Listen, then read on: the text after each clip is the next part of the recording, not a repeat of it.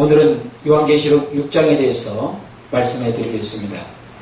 특별히 여러분들이 그 6장을 살펴보기 전에 먼저 우리가 알아야 될 성경 구절은 바로 다니엘서 12장 1절 말씀입니다.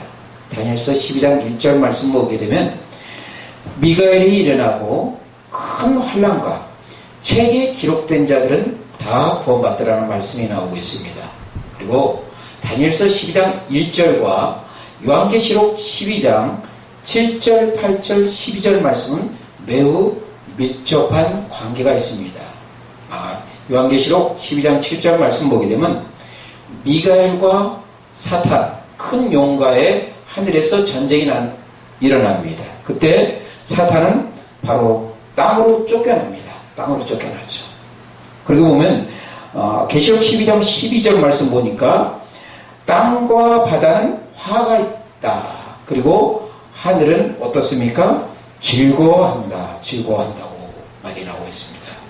그러면 왜 하나님께서 마지막 때 사단을 하늘에서 영원히 쫓아낼까요?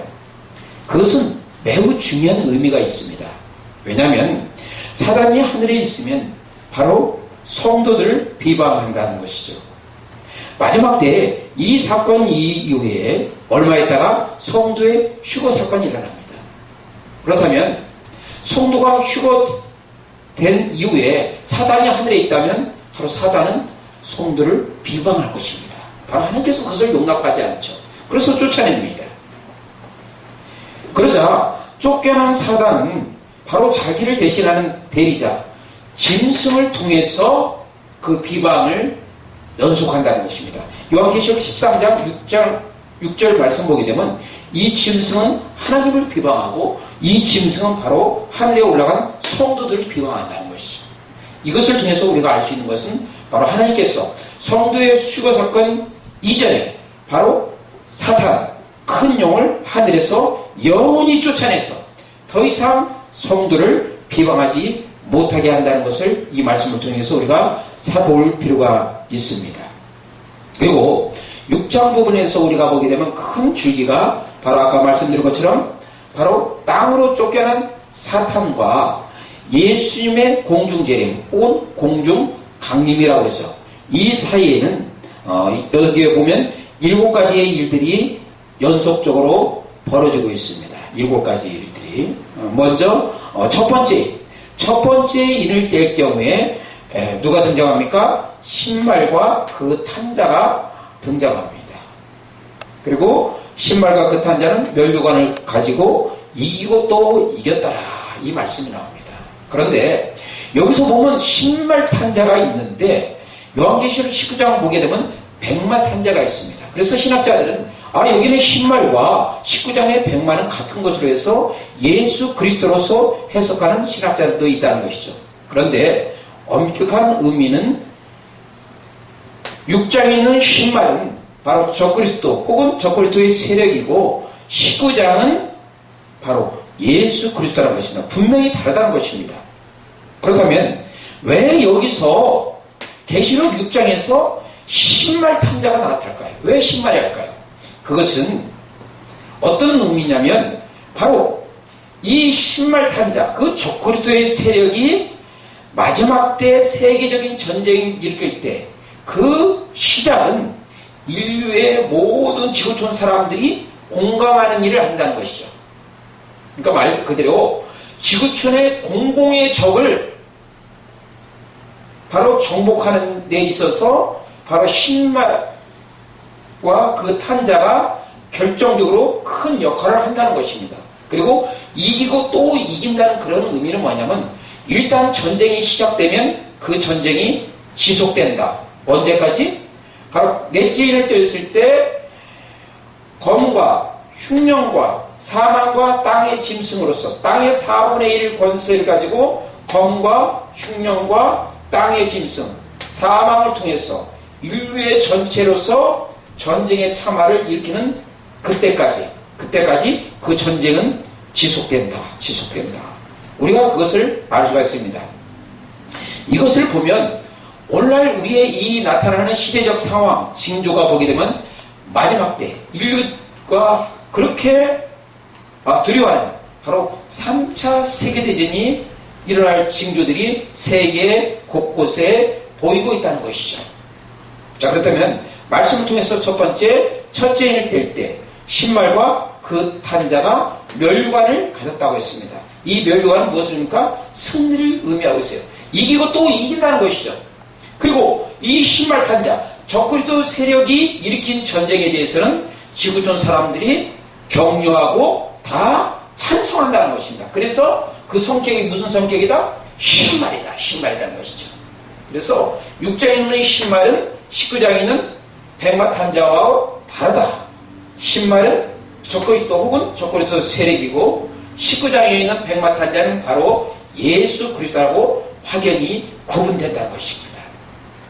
그리고 둘째 인을 뗄 때 바로 붉은 말과 그 탄자가 등장이 됩니다. 자, 첫 번째 인을 뗐을 때 전쟁이 일어나는 거죠. 전쟁. 그 전쟁에 대해서 붉은 말은 어떤 전쟁의 세력에 대해서 구체화시킨다는 거죠. 상징적인 표현을 쓴 것입니다. 그것을 통해서 지구촌에는 뭐가 지어지죠? 바로 화평이 지어진다는 것입니다. 또한 연이어서 셋째 인이 떼어집니다. 셋째 인이 뗄 때 뭐가 나오죠? 검은 말과 그 탄자가 등장이 된 것입니다. 검은 말과 그 탄자는 무엇을 갖고 있죠? 저울을 갖고 있습니다. 이 저울은 무엇을 가리키고 있죠? 바로 기근을 나타내고 있습니다. 당연히 전쟁이 일어나면 지구촌에서는 큰 기근이 발생할 것입니다.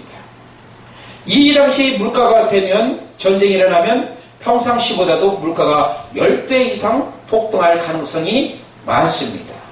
그런데 우리가 알아야 될 것은 이 전쟁 가운데서도 하나님께서 지구촌 사람들에게 은혜를 베푸신다. 그것은 무엇을 통해서 알 수 있죠? 바로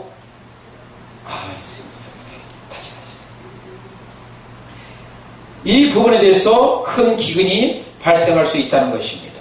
그리고 넷째 인을 뗄 때 뭡니까? 처왕생활. 바로 사망이 발생되는 것이죠. 바로 땅의 4분의 1 권세를 통해서 검과 흉년과 사망과 땅의 짐승으로서 지구촌 전체가 바로 전쟁의 참화를 겪게 된다는 것입니다.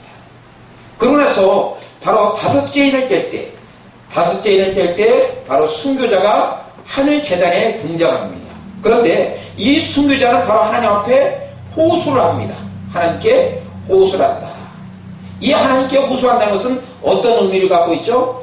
WBC 주석을 했던 요한계시록을 주석했던 데이비드 아우네는 그것은 바로 사법적인 함축의 의미를 갖고 있다. 사법적인 함축의 의미를 갖고 있다고 말하고 있습니다. 다른 표현을 한다면 그것은 법정 증인의 역할을 바로 순교자들이 하고 있다는 것이죠. 어떤 법정 증인입니까? 하나님의 마지막 심판의 행위가 어떤 분노를 표출하는 것이 아니라 억울함을 당하는 성도에 대한 것을 신원하는 그 일을 분명히 증거하는 법정 증인의 역할을 하고 있다는 것입니다. 이것이 바로 다섯째 인을 뗄 때 이루어지는 사건입니다. 그리고 마지막에 여섯째 인을 뗄 때 무엇이 벌어지죠? 큰 지진과 천지의 징조가 일어납니다. 그 징조가 구체적으로 일어나면 해가 어두워지고 달이 삐빛이 되고 별들이 떨어집니다. 그 이후에 이루어지는 일들이 뭐가 있습니까? 계시록 6장에는 없지만은 마태복음 24장 29절에서 31절 말씀 보게 되면 예수님께서 바로 공중 재림하시고 또한 그 이후에 성도의 휴거 사건이 발생이 된다는 것입니다. 그리고 이 사건을 통해서 우리가 알 수 있는 것은 바로 요한계시록 7장 말씀에 보게 되면 14만 4천의 인친 작업이 이루어지는 것이죠. 인친 작업. 그러고 나서 바로 바람재앙이 일어납니다. 그런데 이 바람재앙이 일어나기 전에 하나님께서는 이 14만 4천 이들을 인치기 전까지는 바로 바람재앙을 유보시켰다는 거죠. 다시 말하면 14만 4천의 인침 작업이 마친 후에는 무엇이 일어납니까? 바람재앙이 일어난다. 그래서 저는 이 바람재앙은 7년 대활 안에 서곡을 알리는 지구촌의 큰 재앙이라고 볼 수 있다는 것이죠. 그리고 우리가 알아야 될 것은 이 인을 떼는 것, 첫째 인부터 넷째 인까지 떼는 것은 바로 예비적인 재앙으로 해석해야 되는 것입니다. 바로 뉴 인터내셔널을 요한계시록을 주석했던 노버트 마운스는 이 인의 재앙, 그러니까 첫 번째 인부터 여섯째 인까지, 그러니까 마지막 일곱째 인을 떼기 전까지는 본격적인 재앙이 아니라 예비적인 재앙이다. 예비적인 재앙이라고 해석하고 있습니다. 그럼 본격적 재앙은 언제부터 시작하죠? 마지막 일곱 인이 떼어지고 나서 나팔 재앙, 대접 재앙이 하나님의 본격적인 재앙이다. 그러면 이 인의 재앙과 나팔의 재앙과 대접의 재앙의 차이는 무엇인가? 그것은 뭡니까? 이 인을 떼일 때는 우리 하나님의 백성 성도들은 그것을 경험합니다. 그래서 저는 그것을 경험한 것을 바로 큰 환난을 당한다. 큰 환난을 당한다는 것입니다. 그 다음 하나님께서 바로 하나님의 택한 백성에게 왜 큰 환난을 당하게 하실까요? 그것은 바로 잠자는 영혼들을 깨우치기 위해서, 잠자는 영혼을 깨우치기 위해서 큰 환난을 경험하게 한다는 것이죠. 그러나 성도들은 7년 대환란을 당한다, 안 당한다? 안 당한다는 것이죠. 왜? 7년 대환란 직전에 성도들은 휴거되기 때문에, 그렇다면 7년 대환란은 지구촌 사람들에게 어떤 의미를 가질까요? 7년 대환란은 바로 지구촌 사람들에게 이 땅에서 지옥 고통을 당하는 겁니다. 지옥 고통. 인간이 상상하기 어려운 어마어마한 고통인 것입니다. 이 지옥 고통이 바로 7년 대환란을 통해서 나타난 것입니다. 그것은 하나님께서 나팔 재앙과 대접 재앙을 통해서 직접적으로 행하시는 어마어마한 재앙인 것입니다. 이 7년 대할 때는 휴거되지 못하는 사람들은 이 땅에서 이 지옥 같은 고통을 경험하게 된다는 것이죠. 자, 그렇다면 이어서 우리 7장 부분에 대해서 14만 4천과 짐승의 표에 대해서 잠깐 말씀을 드리기로 원합니다. 보통 14만 4천에 대해서는 많은 개신교 신학자들은 바로 구원받은 총수라고 해석하는 사람들이 많이 있습니다. 저는 14만 4천은 100% 이스라엘 백성들이고 유대인이다. 유대인이라고 해석합니다. 왜 그럴까요? 바로 14만 4천의 인친 직전에 바로 성도들은 휴거돼서 올라가기 때문인 것이죠. 그렇기 때문에 성도들은 이미 휴거됐기 때문에 14만 4천하고는 아무런 상관이 없다는 것이죠. 그러기에 14만 4천은 100% 유대인이고 이스라엘 백성들이다. 우리가 이것을 알 수가 있죠.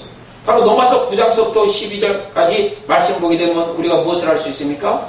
이방인이 구원이 다 끝나고 나서 그 다음에 무엇이 일어나죠? 바로 유대인의 구원이 이루어진다는 것이죠. 그것을 무엇을 통해서 이루니까 14만 4천을 통해서 이루어지고 있다는 것입니다. 또 어떤 신학자들은 이 14만 4천과 요한계시록 7장 9절에 있는 헤아릴 수 없는 큰 무리들, 흰옷 입은 큰 무리들 같은 동일 그룹으로 생각합니다. 그런데 확연히 다르다. 어떻게 다릅니까?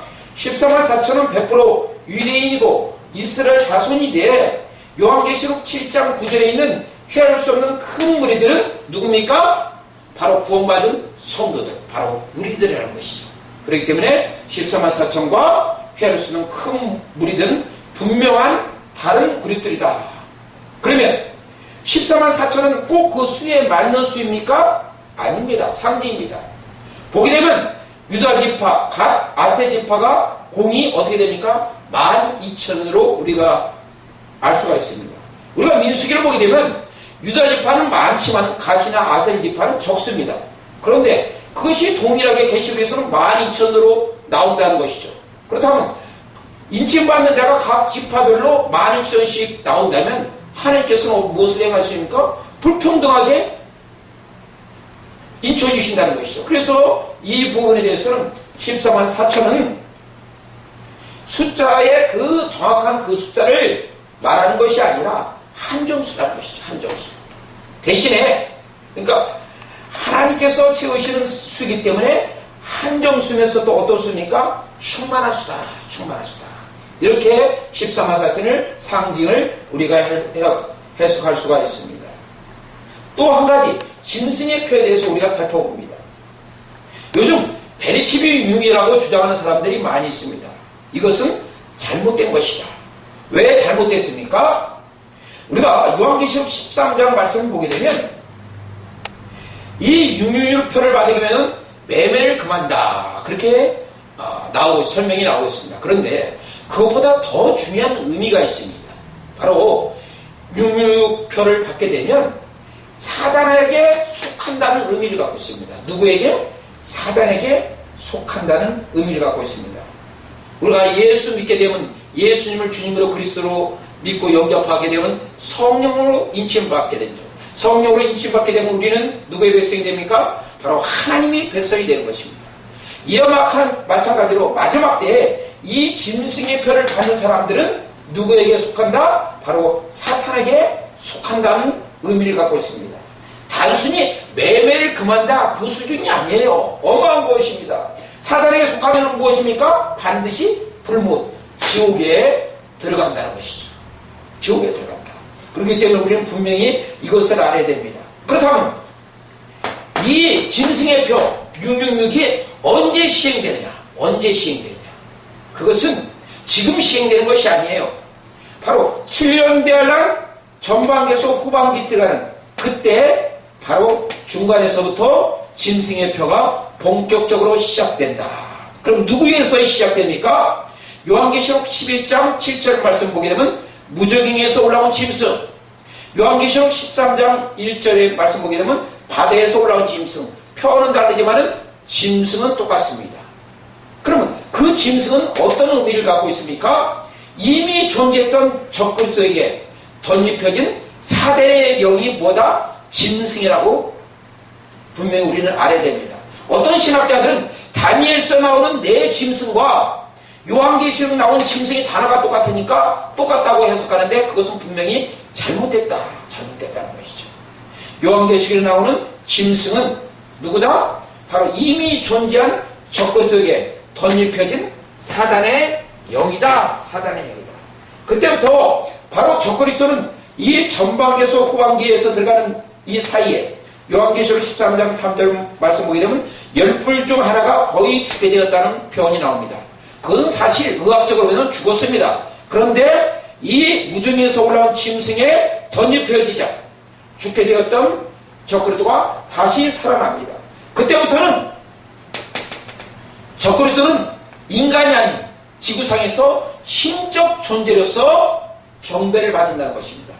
그때 바로 짐승의 표를 나눠주고 지구촌 사람들에게 짐승의 표를 본격적으로 시행한다는 것이죠. 그렇기 때문에 이 말씀을 통해서 더 이상 베리치비 융유이라는 그런 미혹된 잘못된 어리석은 그 미혹된 말에 빠지지 않길 원합니다.